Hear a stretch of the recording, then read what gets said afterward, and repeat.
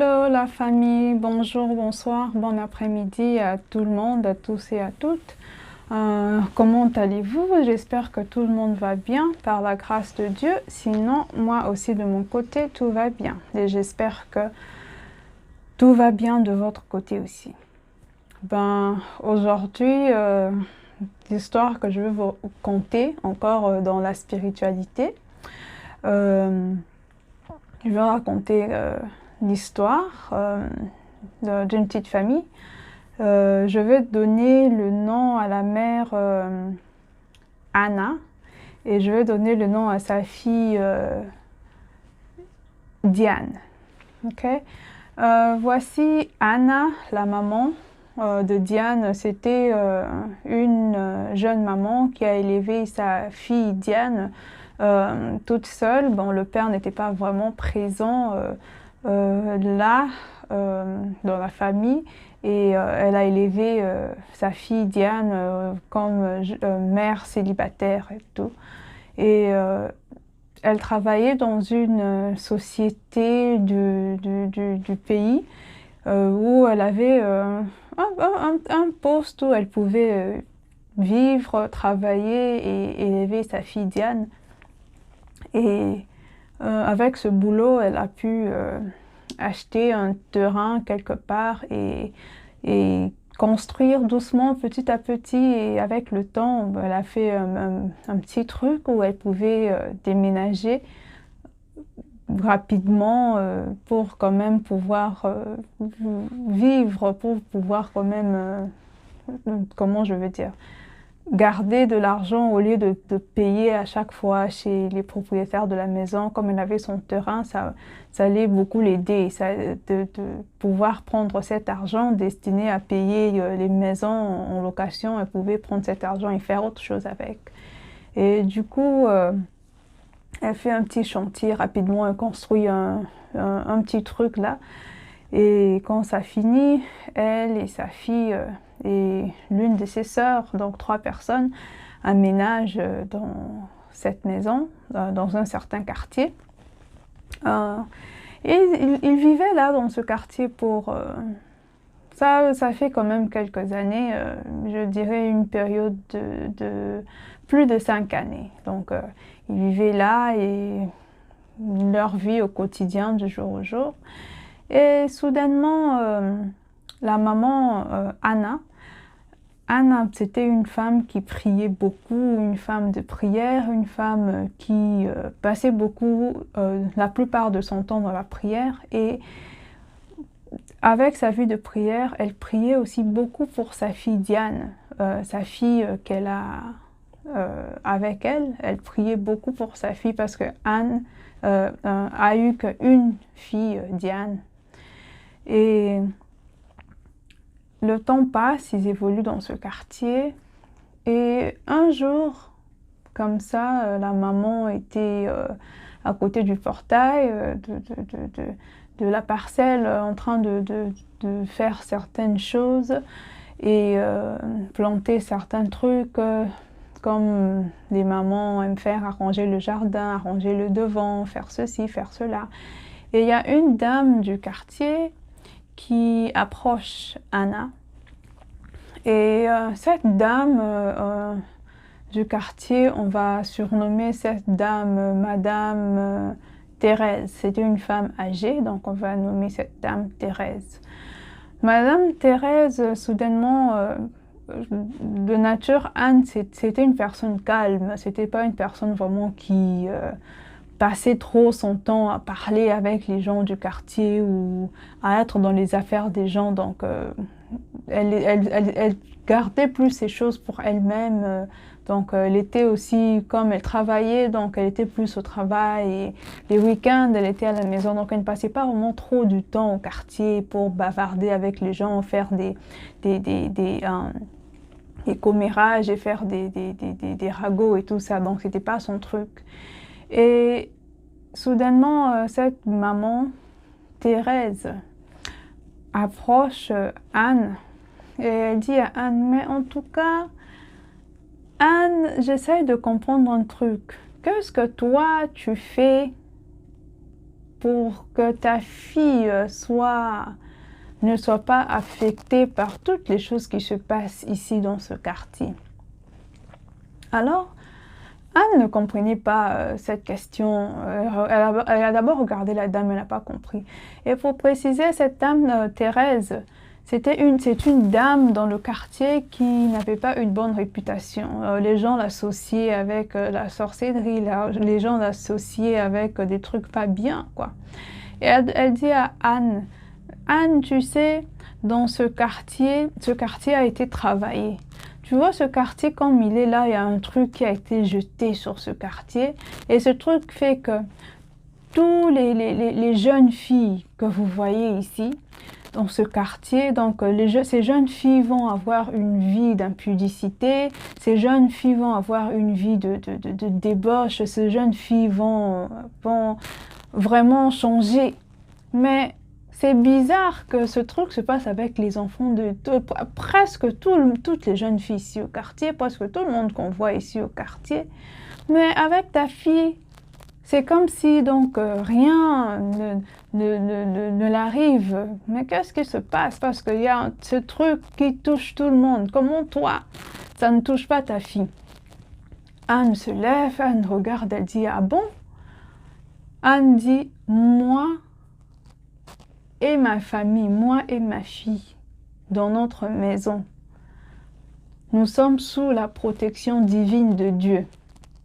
Alors, il n'y a rien, et je répète, rien du tout, de toutes les choses que les gens vont faire dans des réunions de nuit. Il n'y a rien que les gens vont lancer, aucun fléau, aucune malédiction, aucun mauvais sort n'aura d'effet sur moi ni sur ma fille, parce que nous sommes protégés sous la couverture et sous le sang de Jésus-Christ. Donc rien ne pourra toucher ni à ma fille, ni à moi, ni à personne dans ma maison. Et comme ça, la dame s'en va. Mais Anne, quand elle est rentrée, elle était perturbée. Elle dit, mais ça c'est grave, que les gens font leurs histoires là-bas dans le noir, les gens font leurs histoires là-bas dans leur coin, dans leur réunion, dans leur truc. Et ça ne suffit pas. Et maintenant, dans le physique, la dame vient me poser des questions. Et là, elle a prié aussi pour ça, c'est fini.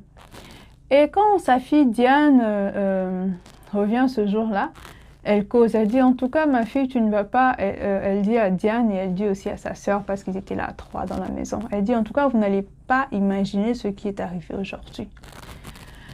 Et on lui demande, ok, mais qu'est-ce qui s'est passé aujourd'hui? Elle dit, mais vous ne pouvez pas deviner. J'étais là en train de me regarder mes jardins, regarder les fleurs autour de la maison et regarder la clôture de la parcelle et tout ça. Et il y a la dame, là, Madame Thérèse, que vous connaissez bien, avec sa réputation dans le quartier, elle m'a approchée et elle m'a demandé qu'est-ce que nous, on est en train de faire pour te protéger. Toi, Diane, qu'est-ce que nous, on est en train de faire?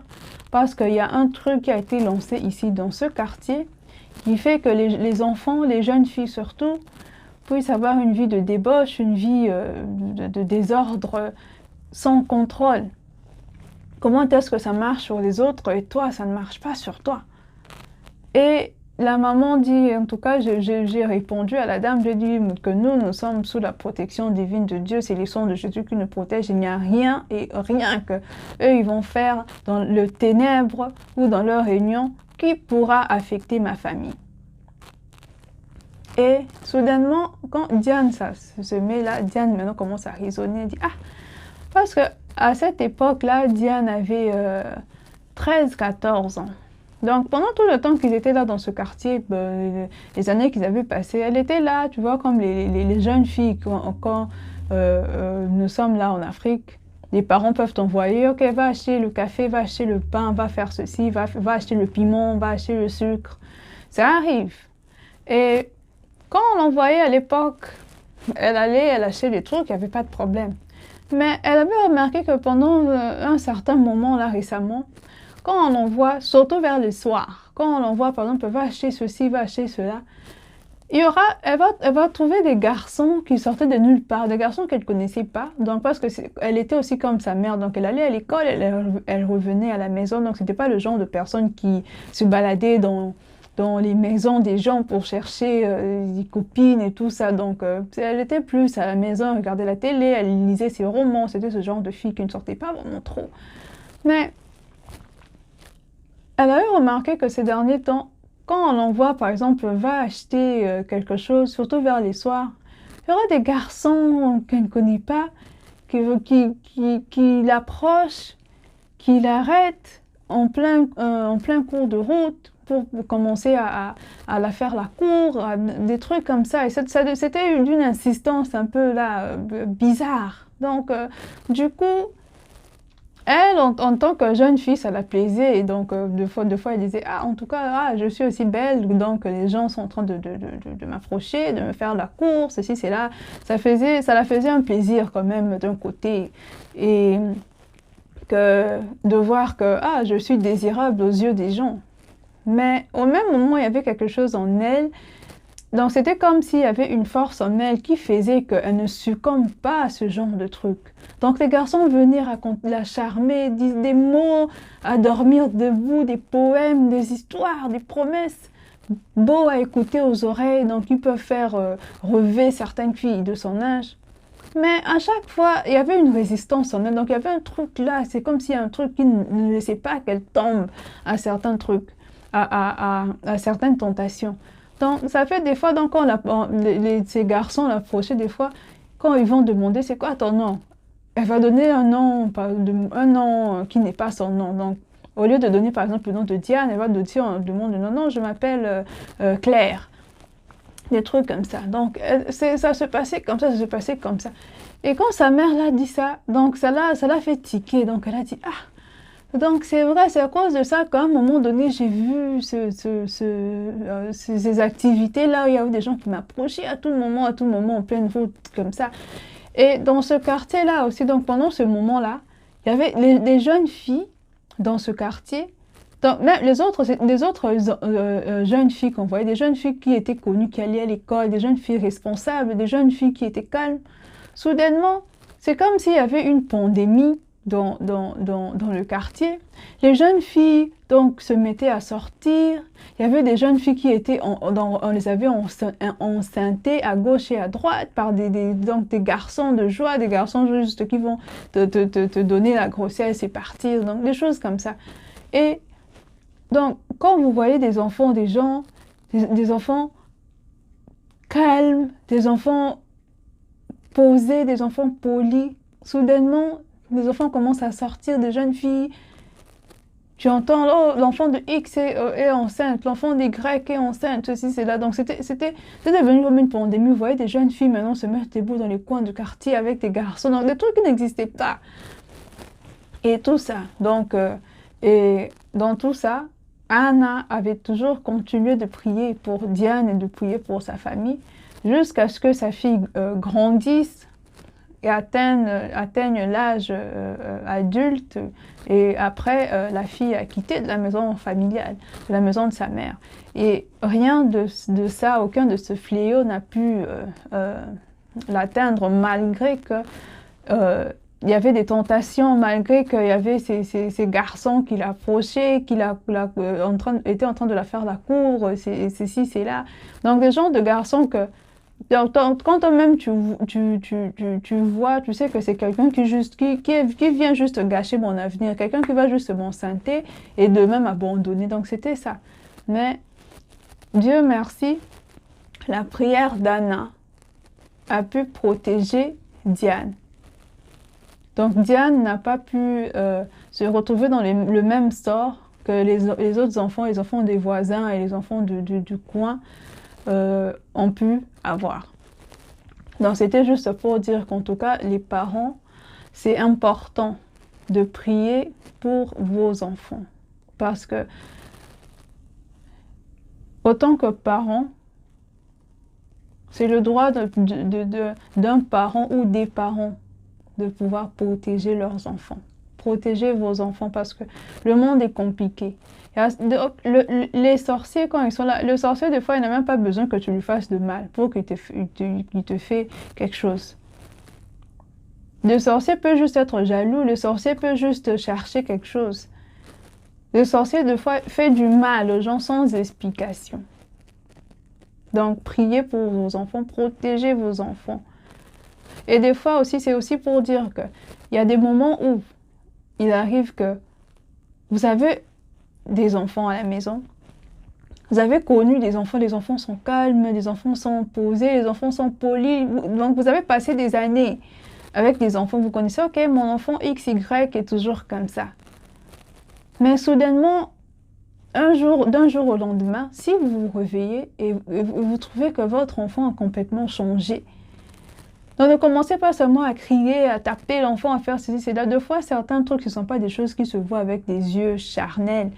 Certains trucs, c'est au plan spirituel.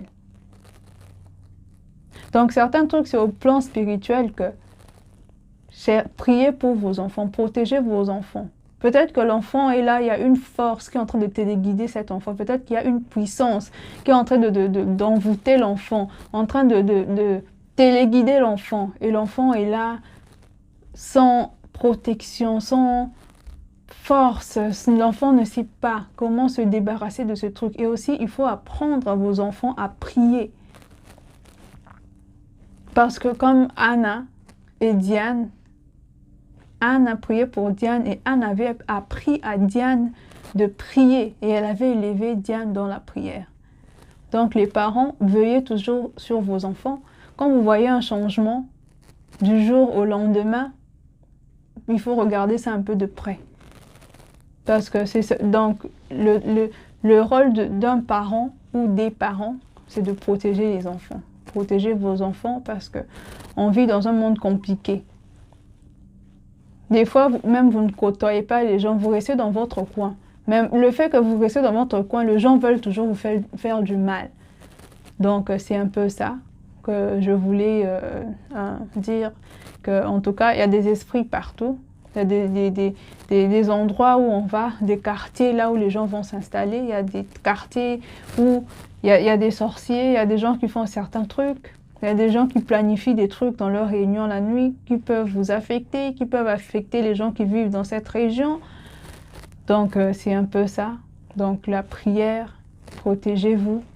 Parce que dans ce monde, si certaines personnes vous racontent des choses qu'ils ont vécues, personne ne pourra croire qu'en tout cas dans ce monde, il y a des trucs comme ça qui se passent. Il y a des trucs, c'est comme des choses qu'on a vues dans des films, comme dans des films nigérians, comme dans des livres.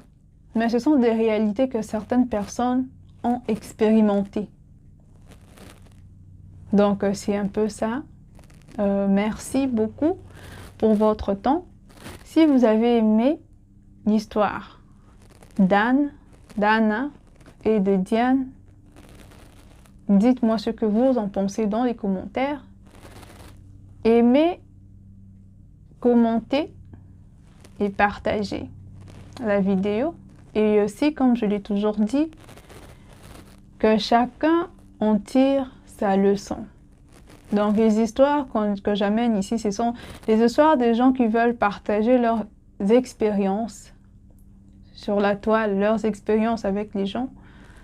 Comme ça, chacun peut prendre ses précautions dans l'avenir. Chacun peut savoir quoi faire. Que si tu te retrouves dans une certaine situation, tu sais comment faire, tu sais quand même tu as une idée. Donc, c'est un peu ça. Parce que même dans la Bible dit « Mon peuple meurt par manque de connaissances ». Donc, quand on connaît déjà quelque chose, on peut trouver des solutions. Donc, c'est un peu ça. Merci pour votre temps et dites-moi dans le commentaire qu'est-ce que vous pensez de cette histoire. Si cette histoire vous a édifié, si cette histoire, si vous l'avez aimée. Et dites-moi aussi d'où vous suivez cette histoire. Un petit commentaire, un petit coucou, une petite salutation. Ça ferait du bien. Ok, merci et passez une bonne journée, un bon après-midi ou une bonne soirée. Et que Dieu vous bénisse. Ciao!